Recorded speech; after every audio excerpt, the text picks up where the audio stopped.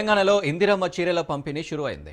కోటి మంది మహిళలకు ఇందిరమ్మ చీరలను పంపిణీ చేయనుంది తెలంగాణ ప్రభుత్వం. నేడు ఇందిరాగాంధీ జయంతి సందర్భంగా చీరలను పంపిణీ ప్రారంభించనున్నారు సీఎం రేవంత్. నెక్లెస్ రోడ్డులో ఇందిరమ్మ చీరలు పంపిణీ చేయనున్నారు. 2 దశల్లో చీరలు డిస్ట్రిబ్యూషన్ చేయాలని ప్రభుత్వం నిర్ణయం మేరకు ఇవాల్టి నుంచి డిసెంబర్ 9 వరకు గ్రామాల్లో చీరలను పంపిణీ చేయనున్నారు.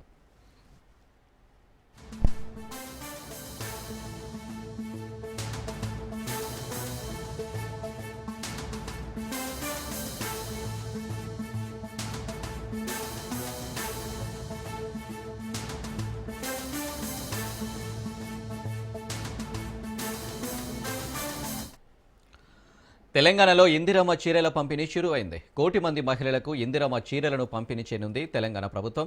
నేడు ఇందిరాగాంధీ జయంతి సందర్భంగా చీరలను పంపిణీ ప్రారంభించనున్నారు సీఎం రేవంత్. నెక్లెస్ రోడ్డులో ఇందిరమ్మ చీరలు పంపిణీ చేయనున్నారు.